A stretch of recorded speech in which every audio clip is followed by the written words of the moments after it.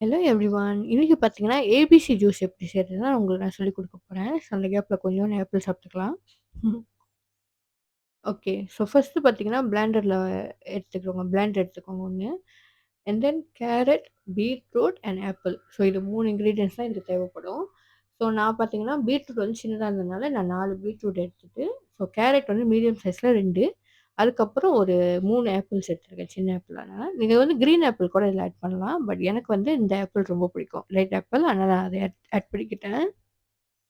So next பார்த்தீங்கன்னா, தேவையான அளவுக்கு தண்ணி ஊத்திக்கோங்க. உங்களுக்கு எவ்வளோ ஜூஸ் வேணுமோ, அந்த அளவுக்கு நீங்க தண்ணி ஊத்திக்கோங்க. ஸோ அதுக்கப்புறமா கொஞ்சோண்டு சால்ட் ஆட் பண்ணிக்கோங்க. ஸோ நான் வந்து கொஞ்சம் அதிகமா ஆட் பண்ணிக்கிட்டேன்.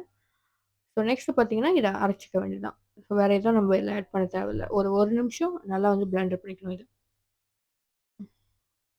ஸோ பிளெண்டர் ஆஃப் பண்ணிட்டு, இப்ப நீங்க அத தொறந்து பார்த்தீங்கன்னா, இப்படி தான் இருக்கும்.